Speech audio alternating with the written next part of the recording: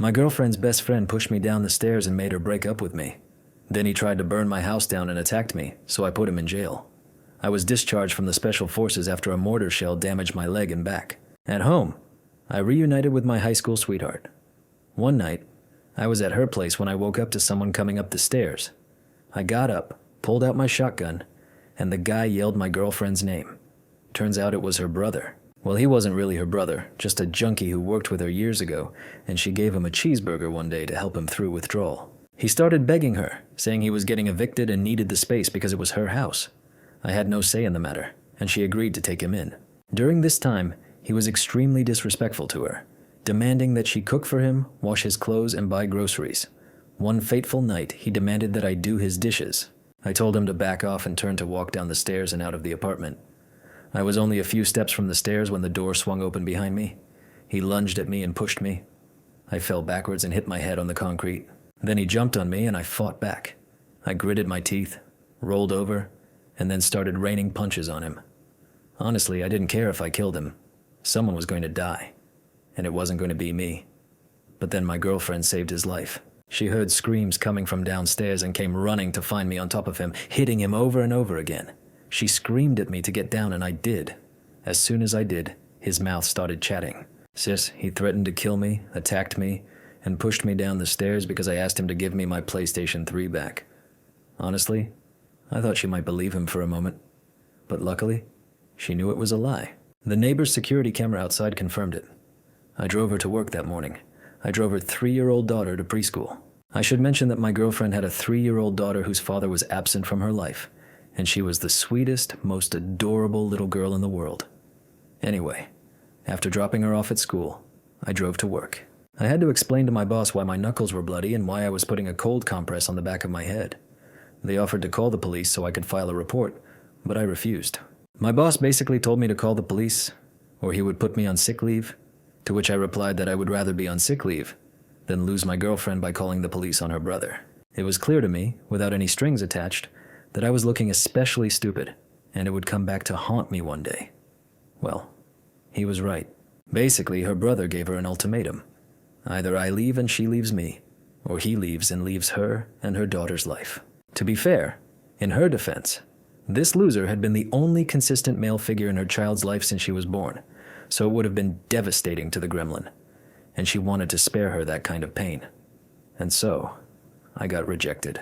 Honestly, I would have preferred to have been stabbed in the heart with an actual axe, because what I actually felt was far worse. It's one thing to say goodbye to the woman you love, but you also have to say goodbye to a sobbing little child you so desperately wanted to adopt and make your own. I don't want to date someone who can hold back tears from that. That kind of person terrifies me. I went back to my apartment, packed up a small box of toys, memorabilia, and clothes they'd left behind, and waited for the right moment to take it to her work. I was a broken man, but this little guy wanted to kick me while I was down. He'd mentioned a while back that he had friends who would give me a good beating if they ever got the chance, and I always thought he was bluffing. Well, he wasn't. He had friends with criminal records and bad intentions, and in the months after we broke up, he put them to use. I woke up one morning to find my car locked, the wheels removed, graffiti spray painted on it, and the windows smashed. What my insurance didn't cover cost me $2,500 in repairs. The police were called and a report was filed. The security cameras were useless. Faces covered. They were wearing gloves so there were no prints, and it wasn't like they were going out with CSI to collect hair follicles from the deck to vandalize cars. 2 weeks later, there was an attempted arson attack on my front door. Someone in a mask and hood lit a Molotov cocktail and threw it on my doormat. If the building's sprinklers hadn't gone off, my apartment would have burned down with me in it because jumping off a 3rd-story balcony was impossible. That was a more serious crime. The police were very interested in solving it, but again, no useful prints, faces covered from cameras, etc. Then it was quiet for a month. My ex contacted me when she found out about the fire, and I told her I knew it was her brother, but I had no proof. She said she'd talked to him.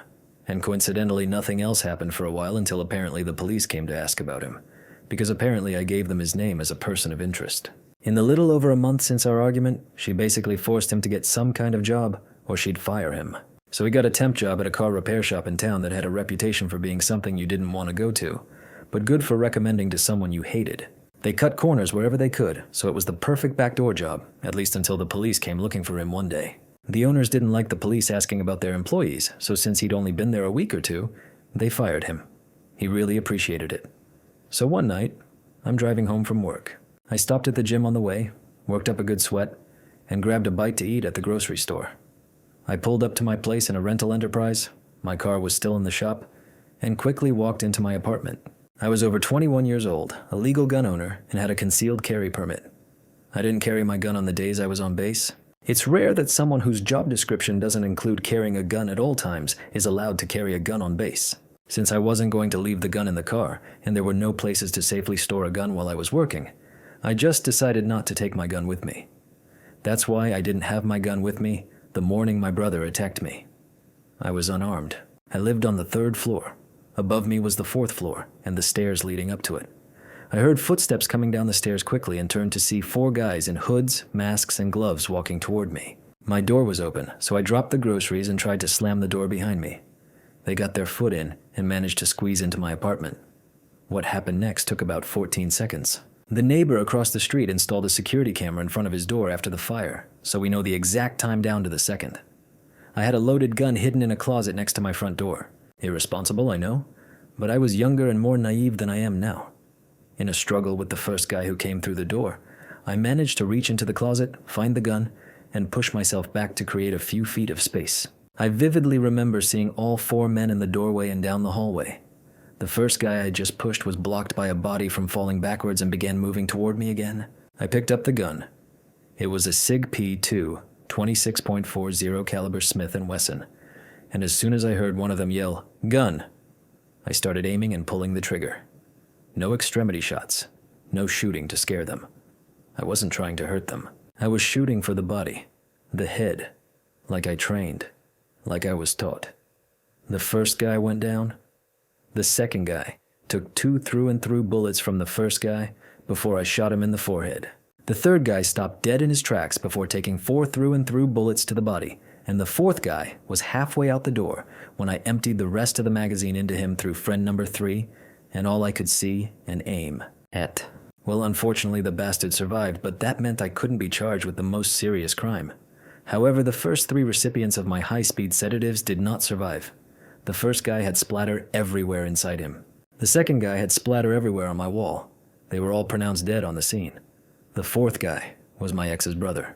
Of the 3 bullets that reached him, 1 grazed his buttock, 1 lodged completely in his right buttock, and the third hit him square in the spine near the kidney area, destroying his spine and completely destroying his lucrative career in competitive breakdancing and cycling. He was paralyzed from the belly button down, requiring a permanent catheter to collect his urine and a diaper for what was now the most useful byproduct he could produce. He would never walk again, he would never sleep with anyone again, and when he was well enough to leave the hospital, he was sent to prison on 3 charges because he took the blame for his 3 friends being killed. He was also charged with conspiracy to commit murder, assault, battery, and even got a charge of reckless endangerment for firing my gun in an apartment complex with another apartment across from the open door I shot through. He would never breathe free air again. I wish I could say that it had a happy ending, that she got me back, that we got married and I adopted her child and we had several children of our own. But that was not to be. Within 24 hours, she had stated that she was afraid of me, that she did not want me anywhere near her or her child, that she would call the police if she ever saw me near her home or her place of work, which was not pleasant. I liked the store where she worked. She called me every name under the sun, accused me of setting up the whole police thing to provoke a backlash so I could kill him. She ignored the arson, the vandalism, the various threats he had made against me in the months prior that we had been together. I never saw her again. She blocked me everywhere. Her family blocked me. She changed her number, transferred to another store, and a couple of months later, moved to another apartment in another part of town. 8 years have passed and I still haven't heard from her. I know she's alive. Friends of friends told me she got married in 2020, had a second child and is happy, so best wishes to her. I never had a happy ending, my house with a white picket fence. Believe it or not, killing 3 people, even for someone trained in war and prepared for the possibility that he might have to do it someday, takes a toll on your psyche, especially when you consider it happened in your home and not in Baghdad. There's a huge mental and emotional disconnect and difference between killing someone for the job and killing someone because your life was in danger. I had PTSD. I couldn't touch any of my guns after I got them back for a year without having a panic attack. The Navy was very helpful through all of this. They helped with the investigation, including that captain who called me the ultimate donut when he testified that morning. They made me lay it out. They offered me the opportunity to live on base under guard until things calmed down. I turned it down. 8 years ago, I retired. I now work in the private sector. I have my own LLC, and I make great money doing cybersecurity and facility security consulting. Sometimes I go boating. My partner of 3 years is the most loving, supportive person I've ever been with. I know they'll support me no matter who I am who tries to kill me. We plan to have kids before we get too old. Life is good. But you know what really warmed my heart the other day? The Google alert I set up 8 years ago went off. It was my brother's first name and last name followed by the word obituary. Turns out someone in prison was tired of an annoying white guy in a wheelchair who talked too much and bragged to people, thinking no one would hit a person in a wheelchair. They used his wheelchair to kill him and used their boots to finish him off with a few good punches. Of course, the obituary doesn't say that. It says he was a bright and well-liked kid when he was young, but fell on hard times in his early adulthood and ended up in prison. The real surprise is that he apparently left behind a daughter who none of us knew about at the time. So, sorry for her, but I doubt she ever had the chance to know him. It's honestly better this way anyway.